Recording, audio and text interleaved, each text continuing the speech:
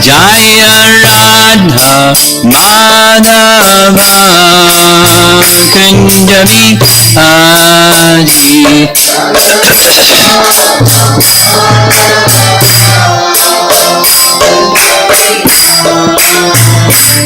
Gopi Jana Balabha Giri Vṛndāvana Giri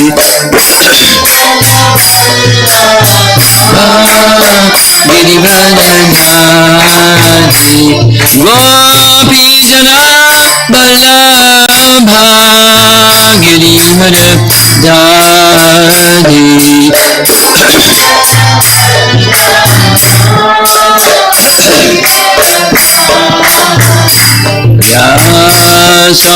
Yasodhanandana Vrajajanandana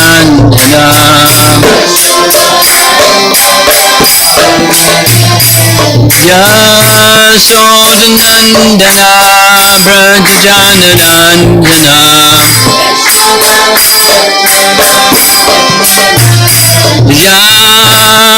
Yamanatira Vanachari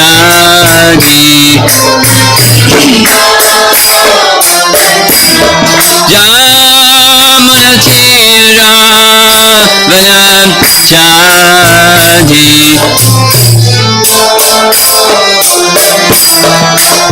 Jaya Radha Madhava Kunja Bihari Radha Madhava Kunja Bihari Jaya Radha Madhava Kunja Bihari Madhava Kunja Bihari Gopi Jana Balabha Giri Vṛndāvana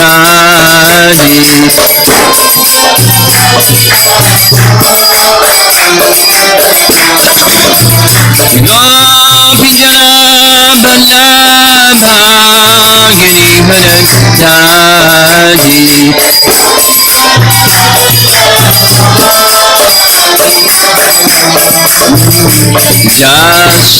Yasodhanandana Vrajajanandana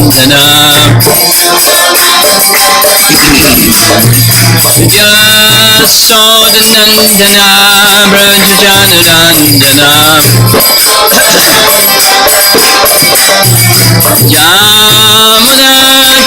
Yamanatira Vanachari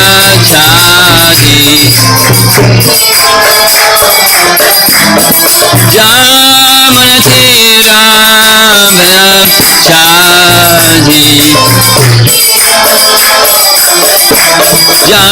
Jaya Radha Madhava Kunja Bihari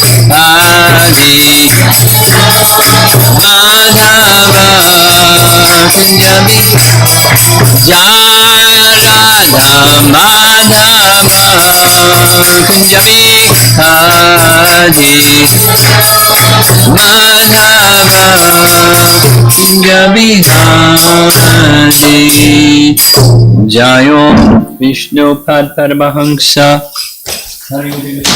Astatarasatasi Srimad His Divine Grace Sri Bhaktivedanta Swami Srila Prabhupada Ki Ananta Koti Vaishnavrinda Ki Grantaraj Srimad Bhagavatam Ki Gaur Pimanandi.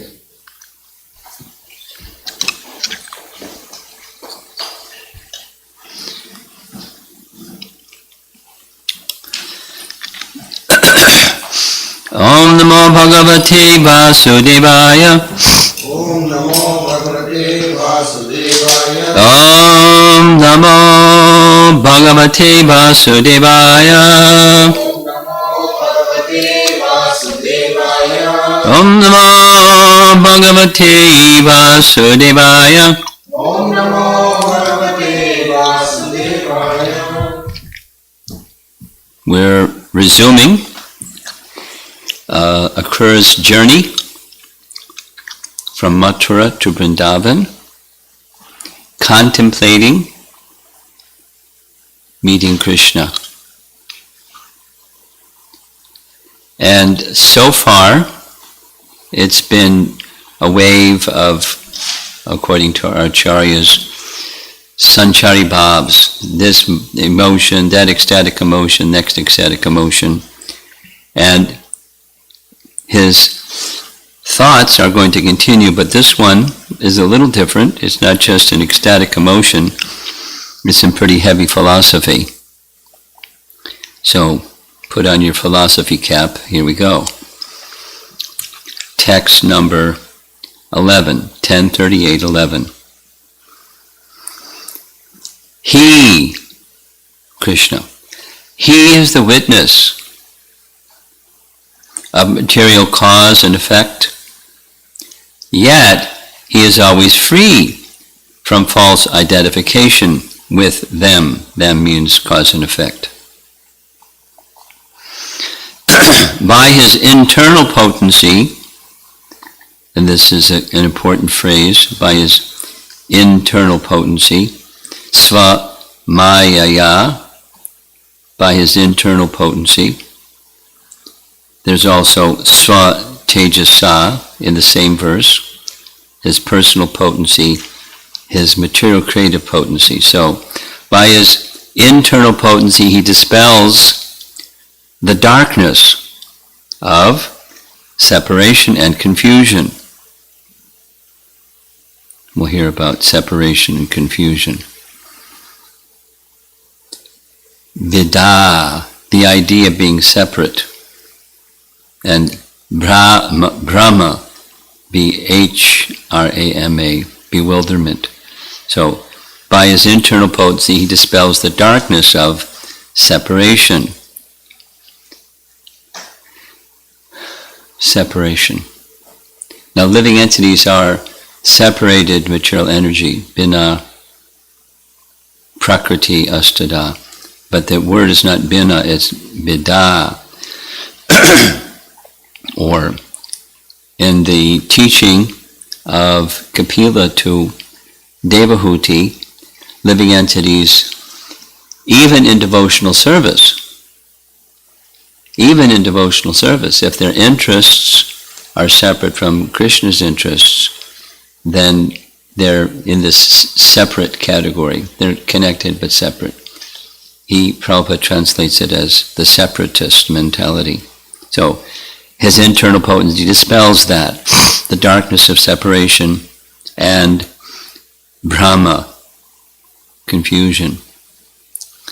The individual souls in this world who are manifested here, when he glances upon his material creative energy, that's this swa-mayaya, indirectly they perceive him in the activities of their life airs, prana, and the senses and intelligence. So we're going to hear a long BBT purport first. In this verse, Akrūra establishes the all-powerful position of the Supreme Lord. This is his Aishvarya aspect, opulence aspect, whom he is about to see in Vṛndāvana. The false concept of separation from the Lord is described in the 11th canto of Bhagavatam 11.2.37. Bhayam dutiyam abhiniveshitakshat ishad apetasya viparya yo smritihi. Although all existence emanates from the Absolute Truth Krishna, we imagine a, quote, second thing, this material world, to be entirely separate from the Lord's existence. With this mentality, we try to exploit that, quote, second thing for our sense gratification. Thus, the psychological underpinning of material life is the illusion that this world is somehow separate from God, and therefore meant for our enjoyment. So it's not just living entities being separate, but it's the Prakriti being seen disconnected, separate from. So his internal potency dispels that separatist mentality. But the separatist mentality, back to Kapila, that's even in devotional service. One may see the purpose of my devotional service is about me. And so Krishna's interest is separate. And the objects that we engage with in devotional service, similarly not seeing connected with, but not, but in a separate position from Krishna. So that connectedness with Krishna is bhakti.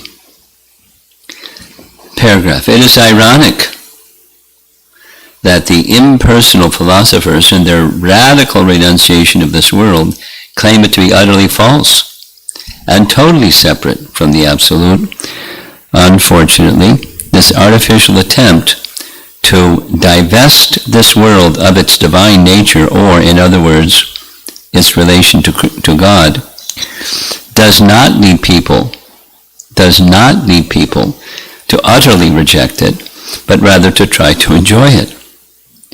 While it is true that the world is temporary, and thus, in one sense illusory, the mechanism of illusion is a spiritual potency of the Supreme Lord.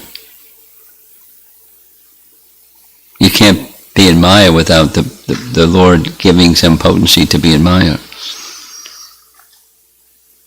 That's irony, isn't it? Realizing this, we should immediately desist from any attempt to exploit this world. Rather, we should recognize it as God's energy. We will actually give up our material desires only when we understand that this world belongs to God and is therefore not meant for our selfish gratification. Paragraph. The word abhiyate here refers to a process of surmising the presence of the Lord through meditative introspection. Abhiyate. This process is described in the second canto of the Bhagavatam 2.35, which reads, Bhagavan sarva bhuteshu lakshita svamana harihi drishyam buddhi adibhir drashta lakshanayar anu mapakai. Translation. The personality of Godhead, Lord Sri Krishna, is in every living being, along with the individual soul, and this fact is perceived and hypothesized by our acts of seeing and taking help from the intelligence. That's a very interesting verse, a really fascinating purport. Paragraph. Akrūra states that the Lord is free of the egoistic pride afflicting ordinary embodied souls. Yet, the Lord appears to be embodied like everyone else, and therefore someone might object to the statement that he is free of egoism.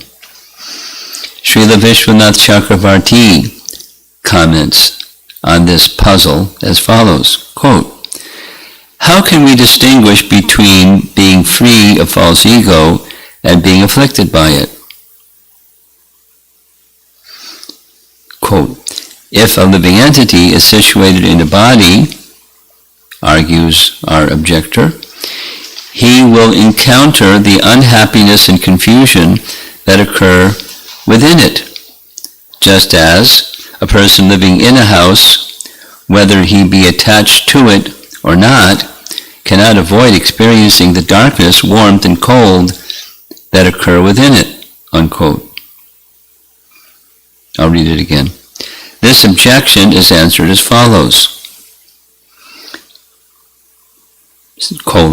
By his internal potency, the Lord dispels the darkness of ignorance along with the separateness and bewilderment it produces.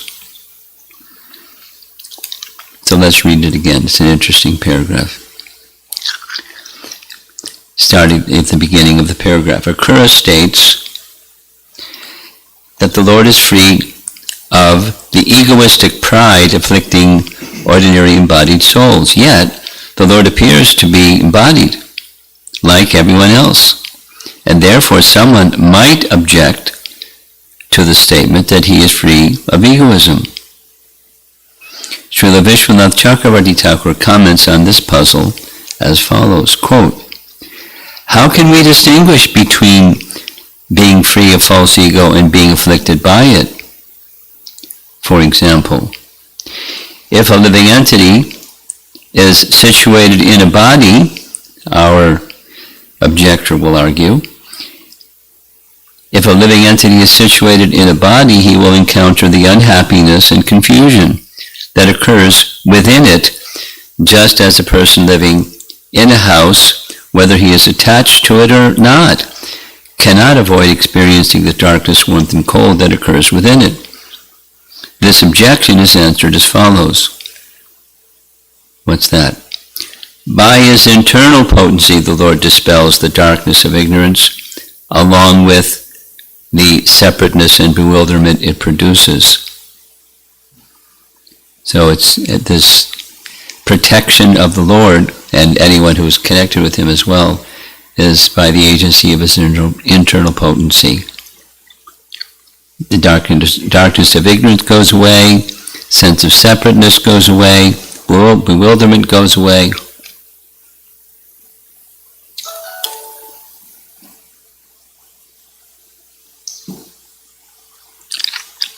So we're going to read Vishwanath Chakravarti Thakur's commentary, which begins, quote, "One should realize the beauty of human-like form of Krishna with the eyes." So he's paraphrasing Akrūra's words. Krishna is now in Nandagram, but as he resides in the heart, he can be realized through inference, like me. There exist many people everywhere who must see him in this way. He is the seer of the good and bad actions of all jivas. Though residing in all bodies, he is devoid of false bodily identification. Aham rahitopi. Though the jiva has false identity, he, Krishna, resides in all entities, devoid of false ego, as the witness of everything. Unquote. That's paraphrasing, summary, the Akrūra's verse. So then he poses a question.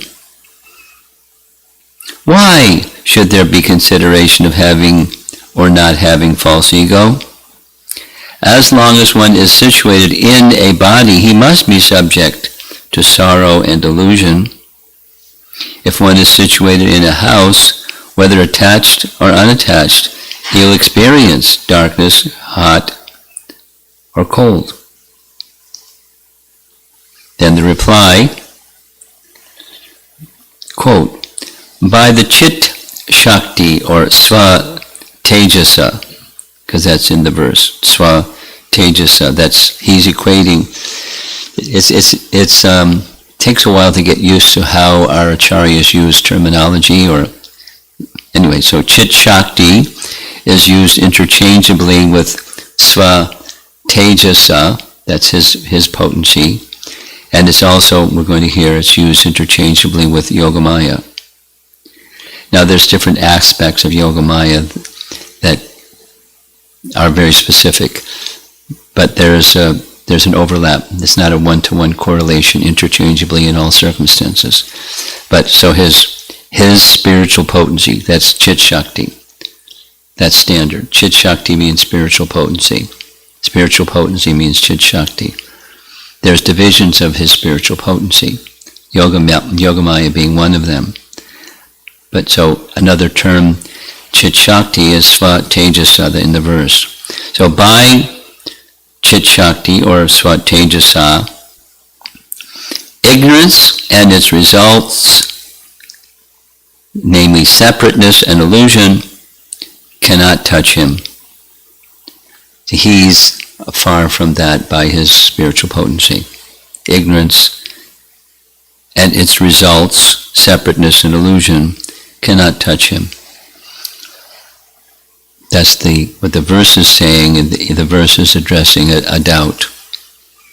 How is it you can be free from false ego if you have a body? Everyone knows it's like, you're in a house, you may not be attached to it through false ego, but you experience it's hot or cold or light or dark. You experience those things.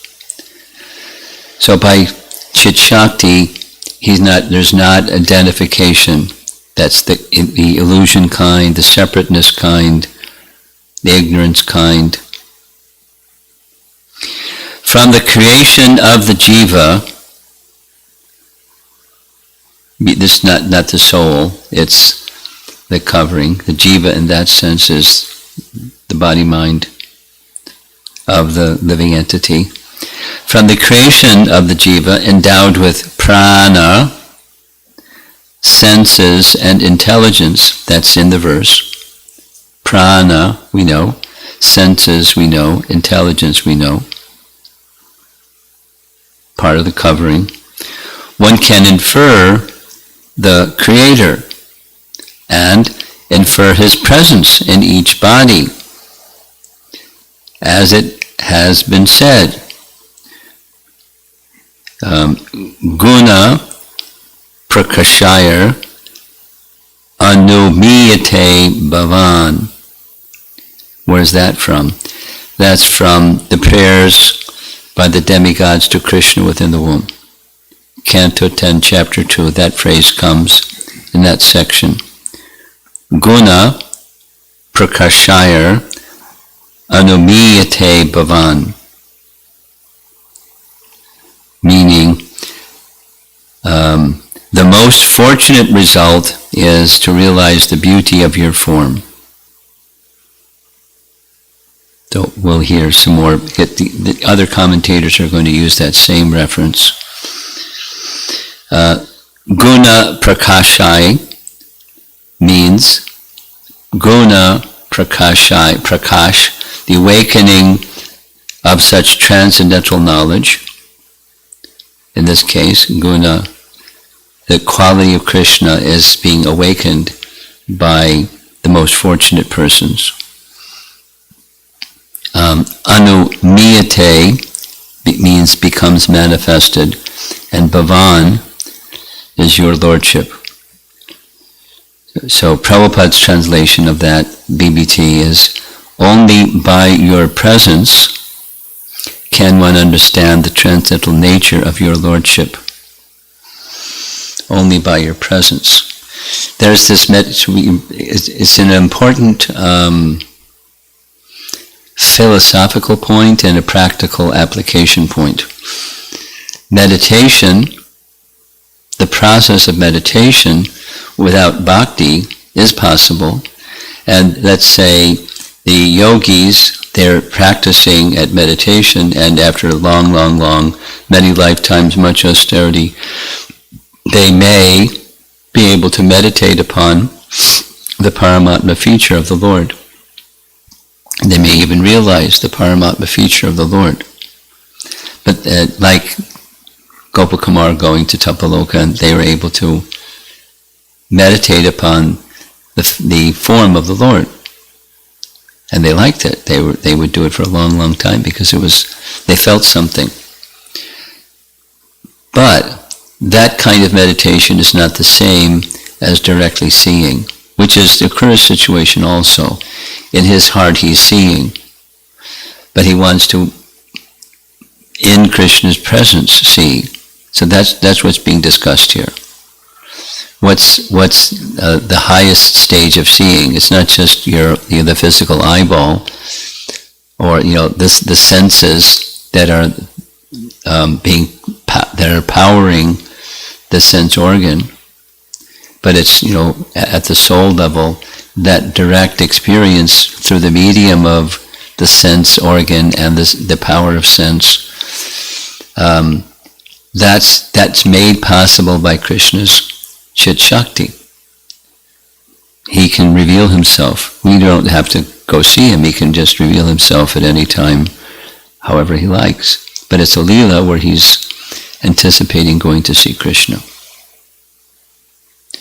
So, from the creation of the jiva endowed with prana, sensus, intelligence, one can infer the Creator and infer his presence in each body. As it has been said, guna prakashayar anumiyate bhavan, meaning the most fortunate result is to realize the beauty of your form. So we're going to hear some more. There's commentary next by Jiva Goswami, who writes, 3 verses are joined together. So that's 11, 12, and 13. 3 verses. 3 verses are joined together with the main clause in verse 13, which is, he appeared in the Satvata dynasty. So, Akrūra is also in the Satvata dynasty, or the Yadu dynasty. It's another term.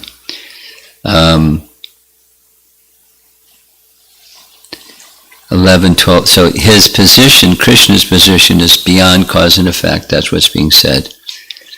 And he's the source of the cause and effect, but he's not attached to the cause and effect. And he has his spiritual position always, whether it's in the creation or appearing in the Satvata dynasty or whatever. He's clear. He's transcendental. He's not just a family member or relative. He's not just the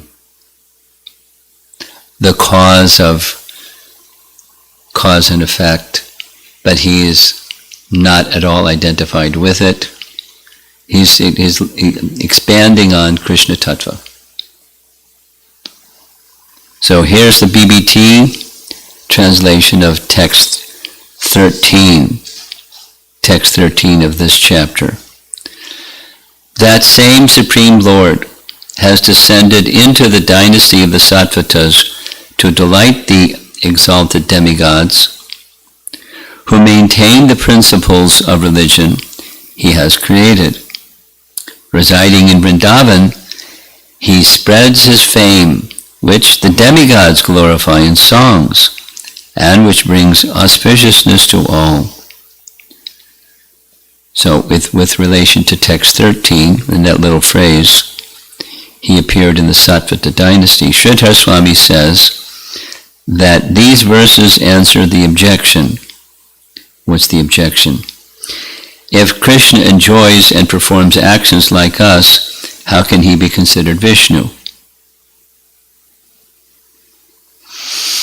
Sridhar Swami is saying these verses are responding to that doubt or question or perspective. So how he is all-pervasive while he is appearing in a human-like form as a member of a certain dynasty and does things that he does. How can we say that he's Vishnu? It's answering that question. This is the opinion of a skeptic, since Akrūra has already stated his firm faith in Krishna. Paragraph. Krishna is the agent in the creations of Maya. And that's the lot. Cosmic manifestation and all of its diversity. Krishna is the agent in the creations of Maya, which attains ability by his glance. In glancing, he is devoid of absorption in the task. Aham rahitaha. By not being absorbed, he is completely different from the jivas. because we get absorbed in Maya. By his Chit Shakti, or Swa Tejasa, he dissolves absorption in ignorance and ideas concerning difference. This distinguishes the Lord from the Jivan Muktas who have destroyed ignorance. Jivan Muktas means they've come to the stage of liberation. He doesn't come to the stage of liberation. He's distinguished even from liberated souls in this way. Chit Shakti means Yogamaya. So then he makes a reference to Bhagavatam 3:15-26. The translation that given here, through the Yogamaya of the Lord, the Kumaras attained Vaikuntha. So that 3:15-26, that's the Kumaras are at the gates of Vaikuntha. In the BBT Prabhupada's translation, thus the great sages Sanaka, Sanatana, Sanandana, and Sanat Kumar, upon reaching the above-mentioned Vaikuntha in the spiritual world by dint of their mystic yoga performance, he translates it mystic yoga performance, but it's in the Sanskrit is Yogamaya, by spiritual potency. And Bālena, by the influence of Yogamaya, or spiritual potency, he has attained Upetya. So he was able to go to the gates of Vaikuntha by Yogamaya, or spiritual potency. Thus, the Chit Shakti of the Lord and his direct presence are not different.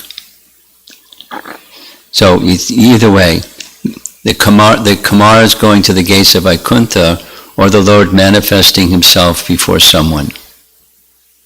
Either you go or he goes.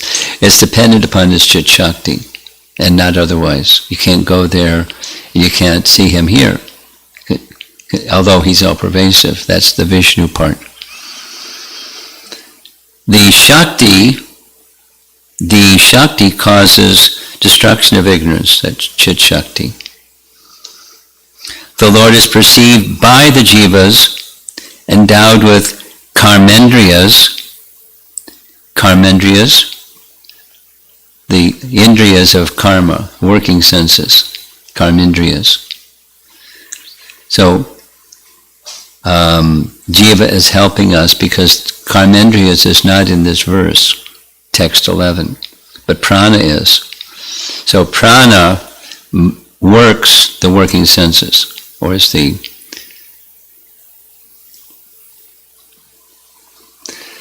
prana powers or moves the working senses. You would say it negatively. Your working senses can't move without prana. He's got to go.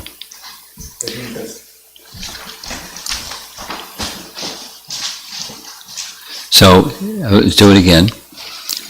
Jiva Goswami is using prana and karmendriyas, or working senses, interchangeably. That they're not identical, but prana moves the working senses. Without prana, your working senses can't move. Even you have senses that's subtle now. It's not the organs, but it's the subtle sense.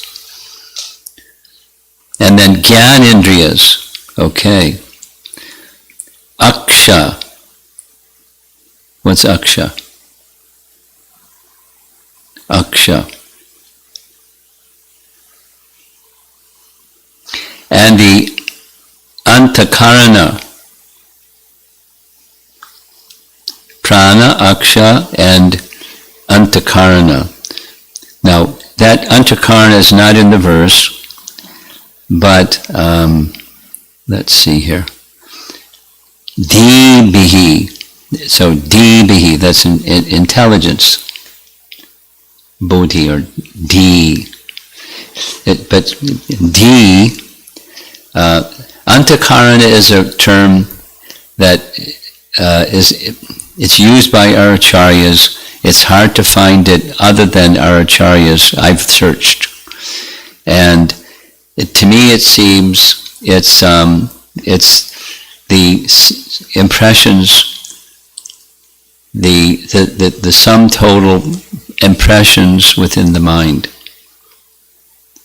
So like, over many lifetimes, there's many impressions. And that impressions is anta, that's within, and karana, causation. So we do things impelled by antakarana, or, the mind. The impressions, totality, the force of the impressions within the mind. And then there's prana. Did you find it, the meaning of aksha? A-K-S-A. Let's see if it's in the word for word.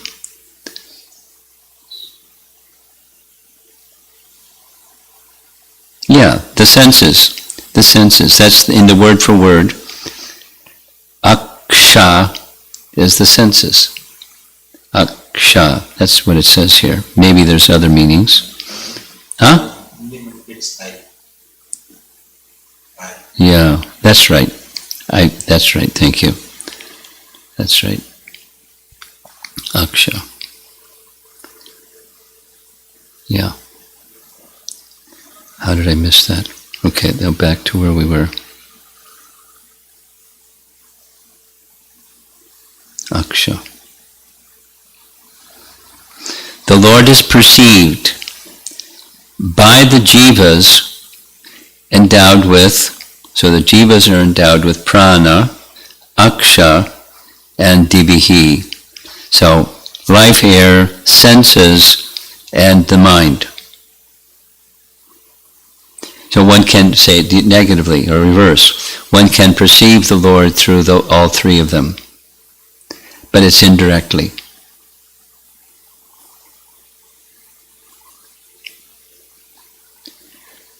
Then he quotes Bhagavad Gita 15:7. Mame vangsa jiva loke jiva bhuta sanatana.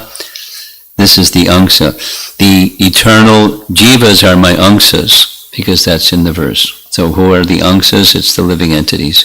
The living entities can perceive the Lord through those three mediums, indirectly. Then he quotes Uddhava Gita, Canto 11, Chapter 13, where the statement is there, Krishna is explaining three states of consciousness.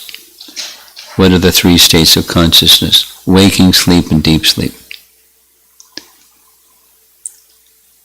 Jagra, Swapna, and Sushupta. Jagra is your wake. Swapna, your sleep. And Sushupta, deep sleep.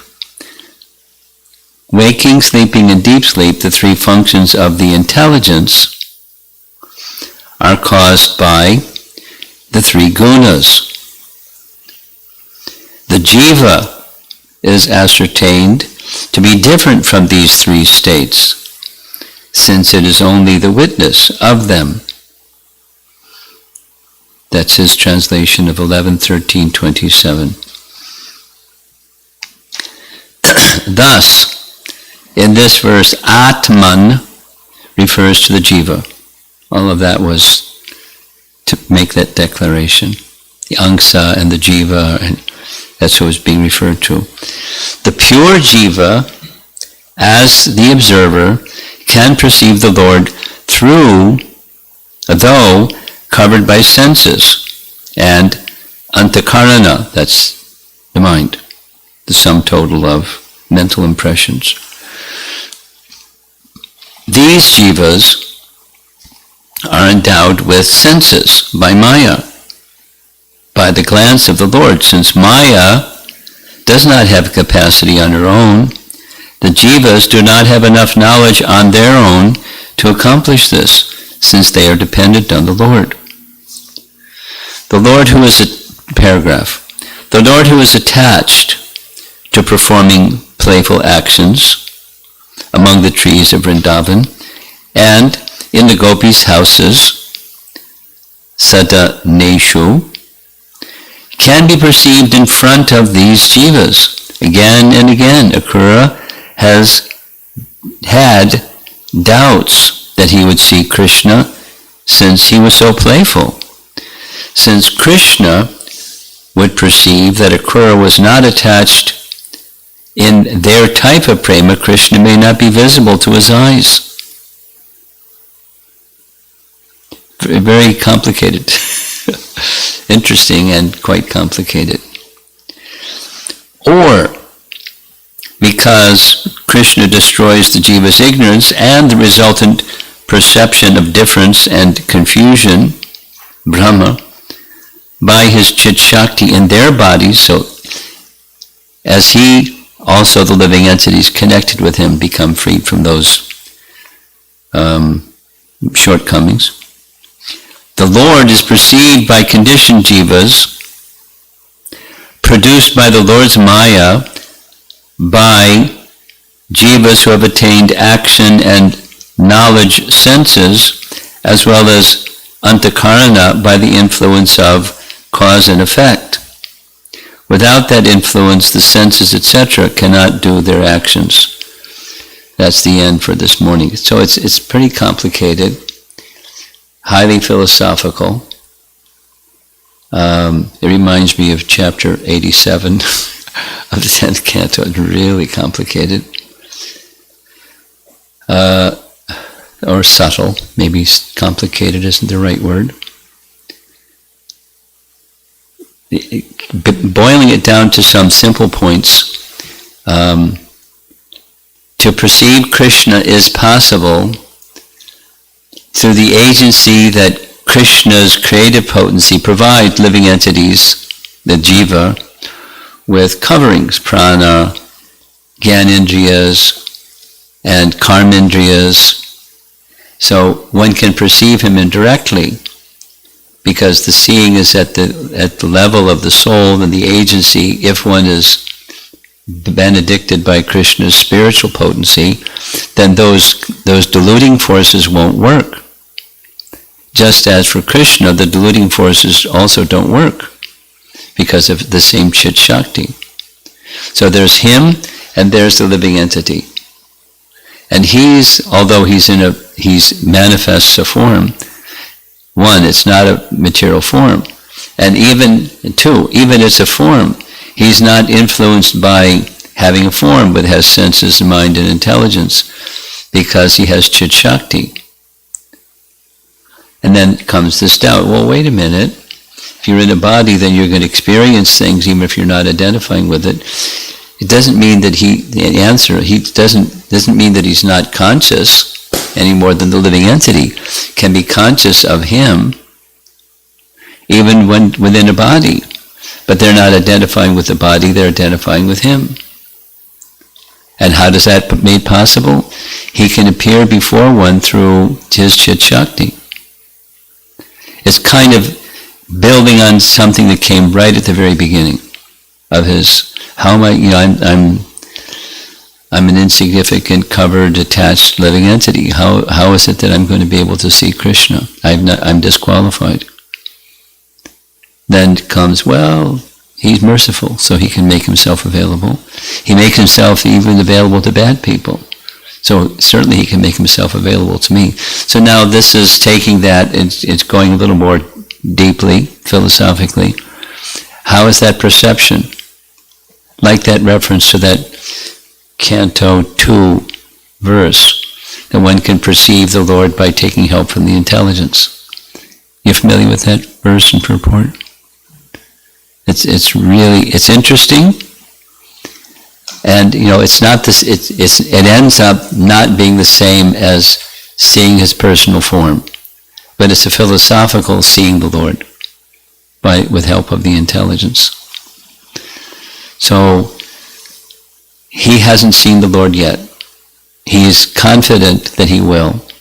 He's having doubts, but he's now going more deeply into addressing those doubts. One more time. Living just as A, then also B. or just as B, then also A. Just as living entities, jivas, that are protected by the Lord's Chit Shakti through their mind, through their working senses and knowledge-acquiring senses, they can have indirectly a sense of the presence of the personality of Godhead. They're not going to be influenced by ignorance and its byproducts, bewilderment. What's the other one? Illusion. So, living entities can realize Krishna even in their embodied state by the agency of Krishna's Chit Shakti. So similarly, the Lord, He's the energizer of cause and effect. Just by His glance, He energizes Maya, and the cause and effect starts. He's the remote cause. That's described also in a very complicated way in Chaitanya Charitamrita. There's material cause, the efficient cause, and He's the remote cause. So He who's the cause of cause and effect is unattached, and that He's protected from, although He's in the world, He's protected from the involvement of the world by His own spiritual potency. Sva, Tejasa, or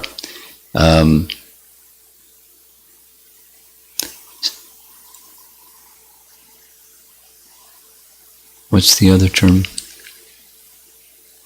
Sva, Tejasa, Chit Shakti, and then this other, the other reference is being made that four Kumaras were able to see the Lord because of Yogamaya. They attained that state by Yogamaya. In other words, you can't go to the gates of Vaikuntha without the Lord's potency. So in that case, the Yogamaya means it's interchangeable with Chit Shakti. You can't go to Vaikuntha, you can't see the Lord anywhere or see Him at the gates of Vaikuntha without spiritual potency. So one can, by spiritual potency. It's by we're dependent. So He's recognizing, Akrūra is recognizing, I'm dependent, but the Lord is merciful, and He has spiritual potency, and He can make it possible for even covered people to see Him. So that's just the philosophical elaboration on something that came at the beginning of his prayers, at least as far as I can understand.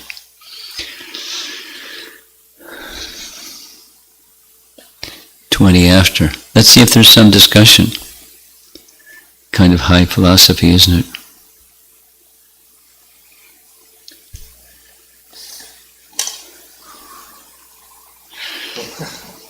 Everyone's scratching their heads like, what was all that about? Guru Maharaj, I have one question, Guru Maharaj. Okay. Guru Maharaj, you mentioned that Krishna can make us to see Krishna, basically. Yes. And I have a desire to see Krishna. So then what is stopping, why I'm not able to see Krishna? Well, it's two things. One thing is we're covered, or our desire is not sufficiently strong, and it's weakened by our conditioning or coverings. And the other is, even if we're not covered, it's still the requirement is mercy. Krishna must exercise or extend His Chit Shakti, and then we can see Him. And otherwise, we cannot. You cannot. So both purity and Krishna's mercy. Okay, Guru Maharaj.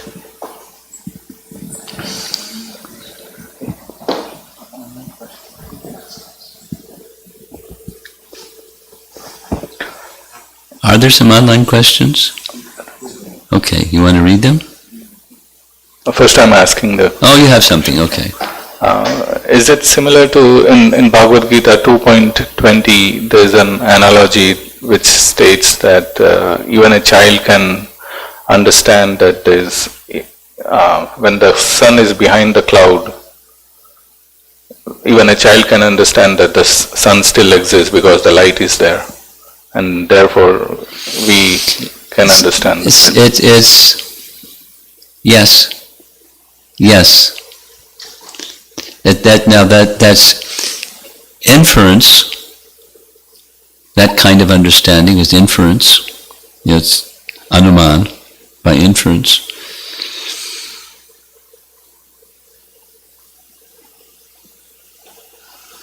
There may be some, difference, subtle difference between what's being said here and that metaphor, and I'd like to think about it, but I consider carefully. But it sounds, that's certainly quite similar, if not identical. Okay? Online? Just one.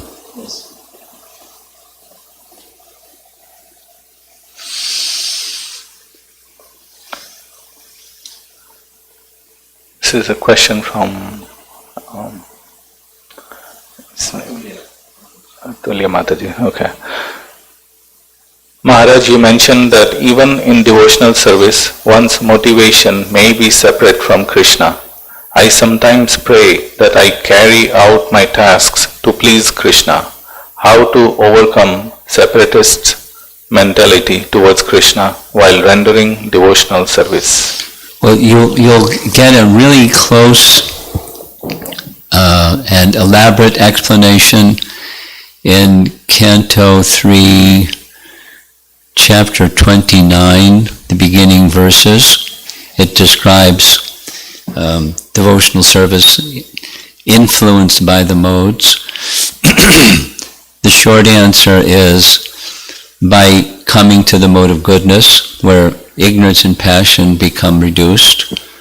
And we know from Canto 1, Chapter 2, how ignorance and passion are reduced. It's the verses that directly describe. And it's by the process of hearing and chanting. Of course, there's the qualitative aspect of hearing and chanting that reduce ignorance and passion. And as ignorance and passion mode in our life reduces, then goodness becomes more prominent, and then the separatist mentality also subsides. And then beyond goodness is totally pure. That's the how-to. Okay? That's it. Srila Prabhupada ki.